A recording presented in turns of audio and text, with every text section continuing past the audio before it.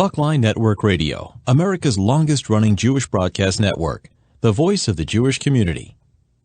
And now, you're listening to Talkline with Zev Brenner, America's premier Jewish broadcast on the air since 1981. Welcome back to the program. I'm Zev Brenner. Very pleased that we have with us once again our hardworking borough president of Brooklyn, Eric Adams. He's running for mayor here in New York City. So, Eric, good to have you back again. Thank you so much. It's great to be on the line with you guys. Many years of speaking with you. We've been talking from midnight and all different hours, so glad to have you back again.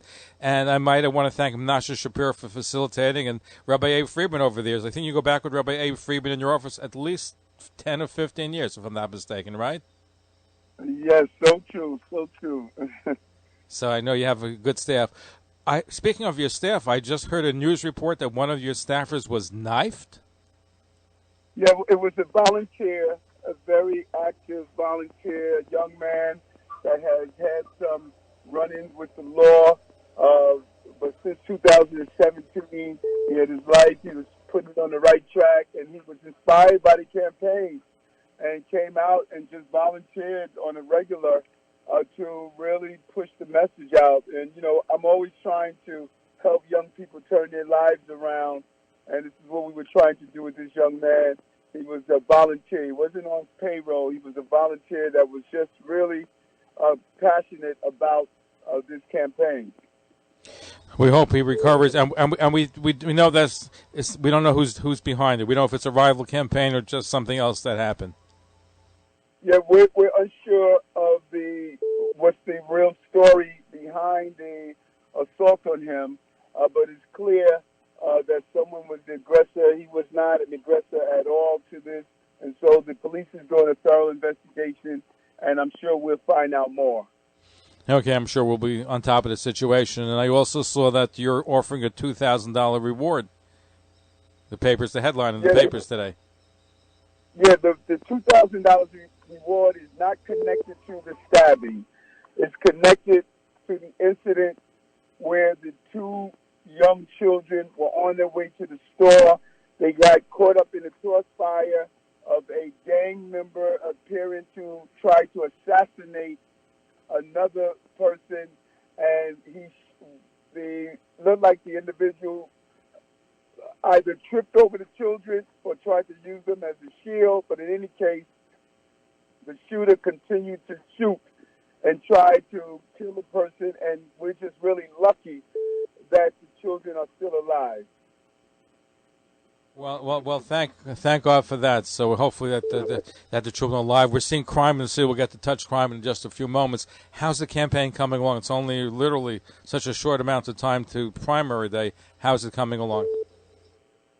Extremely busy. You can only imagine moving to the end of a campaign.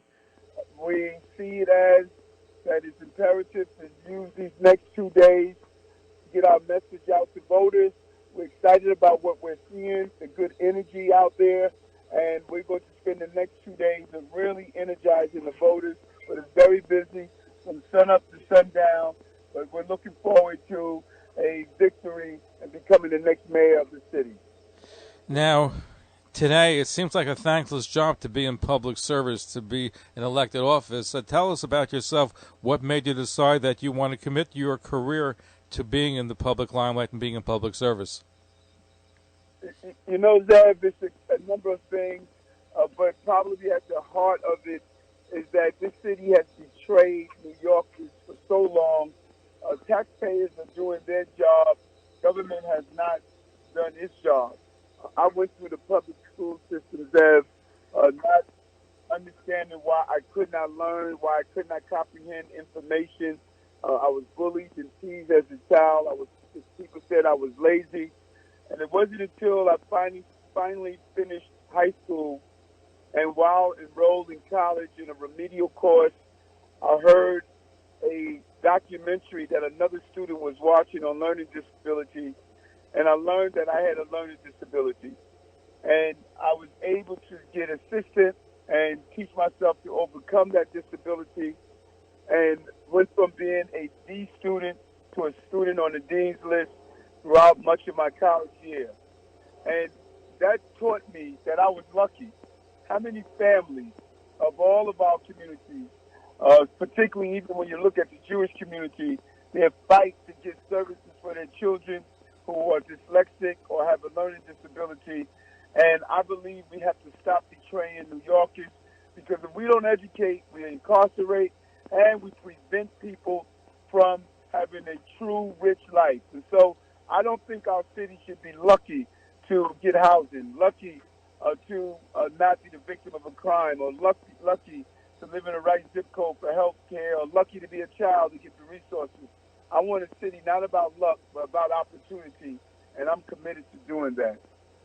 In your opinion, what's the biggest challenge that we're facing as New Yorkers right now? Is it crime? Crime? Without a doubt. The governor said it right. It's crime.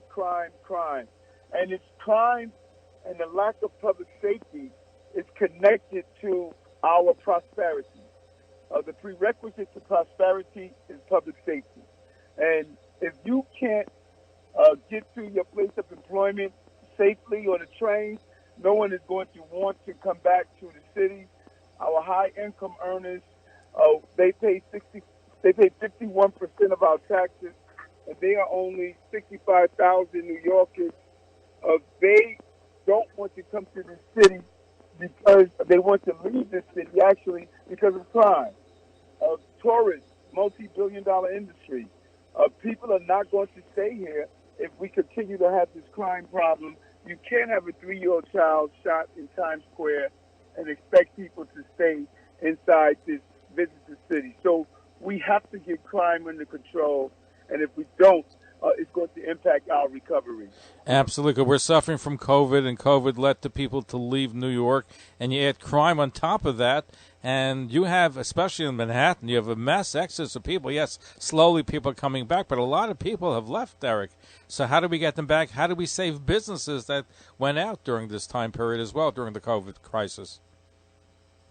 Well said, Zev. And when you add the fleeing and leaving of people, then you also see that you are dealing with a large number of people who are the victims of these hate crimes. Hate crimes among Jewish New Yorkers, hate crimes among our Asian New Yorkers, the anti-Semitism. You know, when I saw the video with Joseph being assaulted and beaten in Times Square, I immediately called his dad, and I spoke with his dad. And you would think other candidates would have reached out to his father, but they didn't. I know about how important it is to deal with the hate crime, because remember, our largest tourist comes from China. They're not coming to this city if they're being assaulted, if they're being treated with the way we're seeing with this hate crime. So it's imperative that we stay focused on dealing with this crime and keeping businesses here. And then when you look at businesses, this city is too expensive, too bureaucratic, too difficult to do business in. As the mayor, I'm going to show how we can easily navigate our agencies by changing the incentive of our agencies so that we could encourage business and not destroy businesses. That's how important. We need to have more small businesses at the backbone, especially in Jewish communities, Eric. You know, places like Borough Park, Crown Heights, Williamsburg, Far Rockaway. You have a lot of small business owners, a lot of small businesses which serve the community, and some of them were devastated during COVID. How do we get them back on their feet? Well, there's several things we can do. Number one, we need to make sure the federal stimulus dollars come directly to the small businesses on the ground. The first rounds of the stimulus, we did not come to everyday small businesses. Second, we have to stop being abusive to our small businesses. Countless number of fines, countless number of people come in with everything that prevents the business from opening. And I am going to use my Chamber of Commerce to do the backroom work for our small businesses so that they can focus on running their small business, not the administrative and the compliance part of a business. And then we need to use our procurement dollars. we spend about $22.5 billion a year on procurement for goods and services. I'm going to spend those dollars in our city. Right now, Zev, a lot of those dollars go outside our city because we use something called lowest cost instead of best value. If you purchase goods and services from the city, we're hiring here and we're recycling our tax dollars, and we're going to start using that buying power locally. So important. Now, you mentioned a few minutes ago, Eric, hate crimes. Of course, anti-Semitism, which you spoke about, has been, unfortunately, a growth industry in New York. We've seen a lot of things shrink, but hatred and anti-Semitism has grown. And one of the things that I found is that there are, unfortunately, quite a few Jewish individuals that were attacked that are afraid to come forward. I put on a young lady who was pelted by eggs last Saturday in New York. She called the police, and because she didn't file a medical report, they wouldn't take down the information, and she was pelted because she was Jewish, Orthodox, with a whole group of friends. Because of our broadcast, we got the police to intervene here. But how do we get this more into the public, into the police, etc., that if a Jewish person is attacked, even if there's no medical report, there has to be investigated because people are afraid to come forth. I know cases people are afraid. And that is unacceptable. That is unacceptable. People, it is hard enough for people to deal with the hate crime, for people to be afraid to come forward and report it. And that is unacceptable. A police department under Eric Adams, we're going to make sure we honestly take the hate crimes so that we can ensure that people feel, number one, comfortable enough to report it, and number two, we can aggressively go after the individuals who are carrying out these crimes. Because if we allow people who commit hate crimes to continue, then it is only going to allow them to stay on the streets and carry out their acts. Certainly, we need to be more vigilant about that, and I agree with you.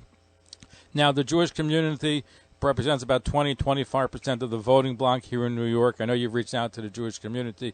In fact, we had on last night Rabbi Milton Balcony. He was on the radio, and he enthusiastically endorsed your candidacy. I understand you go back with him many, many years. You've been in his home quite a few times, and I'm sure you're very gratified with his important endorsement of your mayoral campaign. Yeah, we are really pleased with my long-standing relationship with the Jewish community, and it is a very rich relationship. We were extremely pleased to be endorsed by the Crown Heights leadership of the Flatbush FJCC, Flatbush Jewish Community Council, of even the Jewish community leaders out in Rockaway, and we were ranked number 2 by the Satmar communities on one side and ranked number 1 on the other side.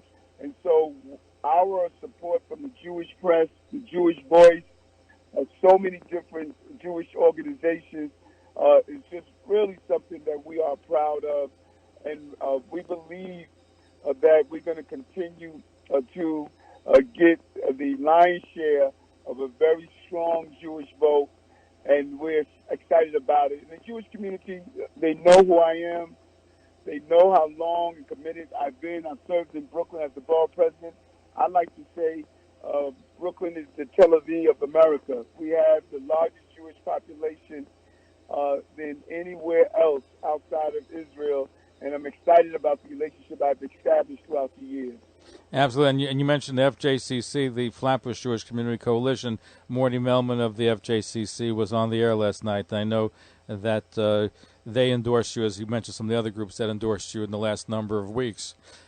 Were you disappointed that some groups in Borough Park that you count on to endorse you didn't and ended up endorsing another candidate? No, I'm not. We received, I was surprised, not disappointed. When you get the bulk of the Jewish community, the last thing you want to do is dwell on, one or two who decide to rank you 2 instead of 1. So the overwhelming number of Jewish organizations, they have ranked me number 1. I'm excited about that. They know my work. And, for those few who decided they wanted to rank me number Two, they are in the minority, and we are pleased with that. The first and second ranking is extremely important in this race because of ranked choice voting, and so we were happy to get Carmen Yeager came out today. Simca Eichenstein came out today. So we are just racking up the voting, racking up the endorsements, and we're just really excited about it. And by I just want to correct myself. I said Morty Melman, who's the publisher of a paper in Brooklyn. I'm talking about Josh Melman of the Flatbush Jewish Community Coalition. So I stand corrected with that. Now, if you should become mayor, Josh is a hard worker, and trust me when I tell you, you want Josh on your side. absolutely. When he wants to do something, he gets it done. That's for sure. Yeah. He's a good person to have on your side. Is absolutely correct. I go back with Josh many, many years as well, and his brother Morty, and his other brothers too. Now, you mentioned about neighborhoods, and you have close relationship. How often would you visit the various Jewish communities and Jewish neighborhoods should you become the next mayor of New York City? Well, already I visit the neighborhoods all the time, and you know what's interesting, Zev? I don't only visit out of my professional capacity. I visit because the men and women in the various neighborhoods, they're friends. When I am in Borough Park, or when I am in Williamsburg, when I am in Flatbush, I'm stopping over having dinner with people who I consider to be friends. I've watched their children grow up. I have witnessed their children being born, and I've been a part of their families, attending weddings. And I think that's the best relationship you could have, not a political relationship, but a friendship. And so I'm going to continue my active presence in the community, because when you are on the ground, you learn the issues and the problems, and you learn about the amazing nonprofits. I'm so proud of the contributions I've made to get ambulances for your security patrol, buying a bulletproof vest when there was a shooting in the incident, contributing to cameras to deal with the crimes that may happen in your area. So while I'm on the ground, I learn so much, and I'm able to address those issues. And I'm going to continue that same type of interaction as the mayor of the city. And I know you enjoy the meals. I know Rabbi Balkany said you've had lunch or dinner with him at least 8-9 times over the last number of years. So I know it's not just talking, it's also sitting and eating and breaking bread together. Yes, so true. Now, one of the important issues in the Orthodox Jewish communities is the yeshiva system has come under extreme scrutiny, and they feel unfair attacks. What is your position on secular involvement in yeshivas, and how would you deal with this issue? By giving support. And I think this is one of the most misunderstood issues, because overwhelmingly, the overwhelming number of yeshivas are doing an amazing job, giving excellent education. I walked through, and I was just extremely impressed by the depth of the education and the opportunities in the yeshivas. And we need to continue to do that. I am not going to interfere with the way of life of the Jewish community. When I look at crime, when I look at problems around education, when I look at problems around support services, the community is doing it right. We need to focus on other areas, such as the Department of Education. Zev, do you know 65% of black and brown children do not meet proficiency in the Department of Education every year? Every year. Wow. And so I think that we need to really get our house in order, being a DOE. And so I say to you, and I say to all those who are part of your community, your way of life is something I'm not going to interfere with, your religion, and your education. I'm going to actually lean into what we're hearing all over the city, and that is culturally sensitive education. I'm hearing this in the black community. I'm hearing this in the Asian community. I'm hearing this in all my communities. People want to start having culturally sensitive education. And when I walked through the yeshivas and I saw literature from Jewish scholars I saw math problems that the children could identify with. This is what I want to duplicate in the Department of Education. We need to start making education culturally relevant, and we have not done that. And the calls that you're getting from your community is no different than the calls I'm hearing from all over this city. So I'm sure you must also be hearing this because there is an unfair system in New York, because if somebody were to send a child to public school, it probably costs about $30,000 to educate the child. If you're sending a child to yeshiva, to a Muslim school, a Christian school, religious school, parochial school, not only are you not getting the benefit of that $30,000 education, but you're also paying in some cases at $30,000 or more. It's like double taxation. What can we do to relieve the tuition burden on lots of parents who can't really afford to pay tuition and not getting advantage? The public school system can't handle 50, 60,000 new kids coming in. Yeah, and there are very strict guidelines, and I think we need to look at what are the things we can pay for that we're allowed to pay for by state law that can provide services. From like transportation, food, security, books, computers. So those are some of the things we need to look at. There are many things we can pay for that won't violate the rules around religion and education. And I'm going to look at all of those options we have so that we can assist those parents that are in religious schools without in any way violating the state constitution. Now, we're speaking with Eric Adams, the Brooklyn Borough President of Brooklyn, and he is running for mayor of New York City.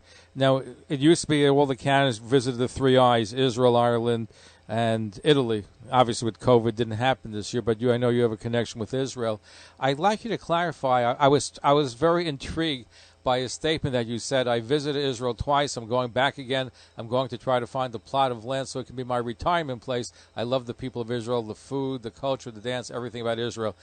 Are you going to be retiring one day to Israel? I would love, on my 2 trips to Israel, I really love the energy, the people, the culture. It is definitely one of the locations that's on my radar where I can see myself retiring. I love that entire region, and I can definitely see myself as I decide where I'm going to just settle down. Who does not want to live in the Holy Land? Terrific. Do you know which part of Israel you want to live in? I'm going to look around and travel around. I traveled in the 2 days, the 2 trips I had. I traveled around to many locations. I'm sure I'm going to find a beautiful place to reside. Now, because we're talking about Israel, what role and how do you see, Eric, the relationship between the city of New York and the state of Israel?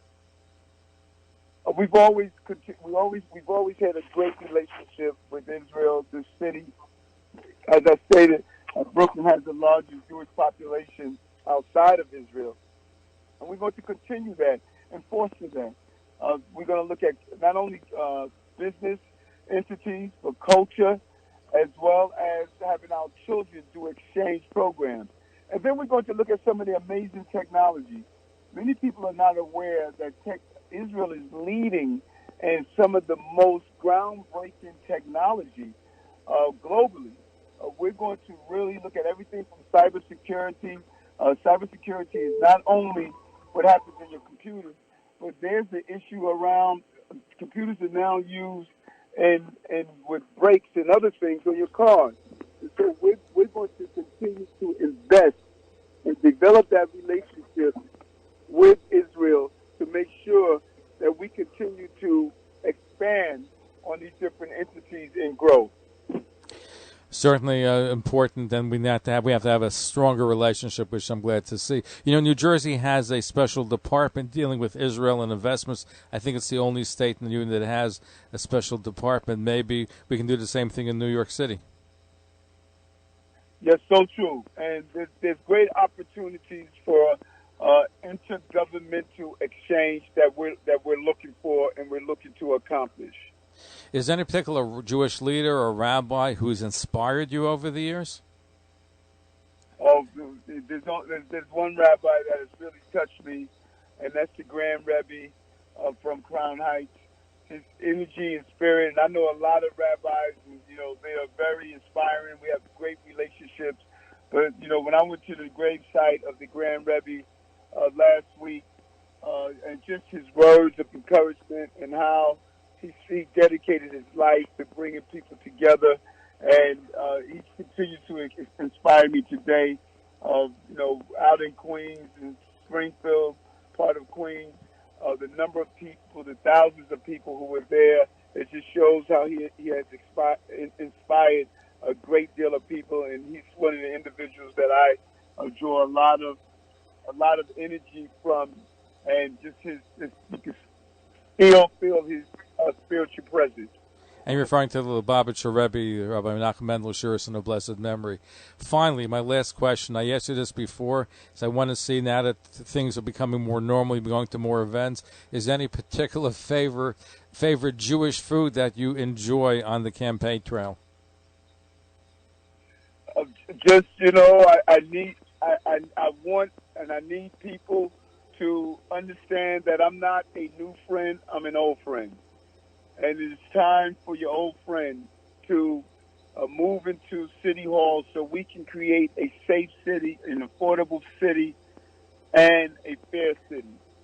This is a great opportunity for all of us. And I'm looking forward to build this city so that our families can raise healthy children and families. I spent 22 years of my life protecting the children and families of the city, wearing a bulletproof vest as a police officer. It is something that I'm going to ensure we turn around this city, deal with homelessness, deal with the crime that we're witnessing, and dealing with the issues that are holding us back as a city. It's time for us to be the New York that we know we can become, a place where we can thrive with businesses and grow, and ensure that our city come back stronger and better than ever. And I'm excited about this important time in our lives. Can we have a Glad Kosher Kitchen in Gracie Mansion if you get to be mayor? Done deal. That's my promise. All right, fine. Well, fine. And I started asking, what is your favorite kosher food or Jewish food that I know I've asked you before. I want to know if what still holds true. We have a different one. The goal is, I'm a vegan, but there's a bunch of good food that I like in the community. I actually have learned to cook many of the foods myself. I like the potato kugel. Potato kugel, right? Potato kugel is very good. Yes. Okay, potato kugel, that's right. It depends on which neighbor will have a different kigel in some parts, but kugel is the most traditional way of saying it. So it'll serve you well. So, Eric Adams, Borough President of Brooklyn, thank you for joining us. Look forward to having you back again. All right, my brother. Thank you. Appreciate you. And thank you. That's Eric Adams running for mayor here in New York City.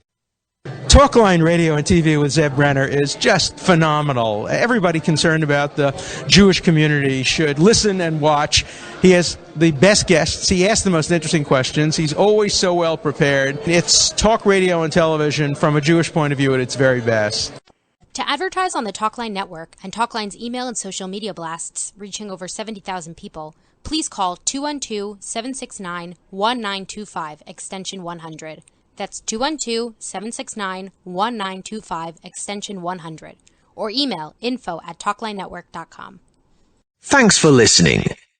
For continuous Jewish programs, talklinenetwork.com, or our 24-hour-a-day listen line at 641-741-0389. For past shows, you can find us on iTunes, Spotify, Amazon, YouTube, Instagram, and all major podcast platforms, or jewishpodcast.org. Thanks for listening to the talklinenetwork.com.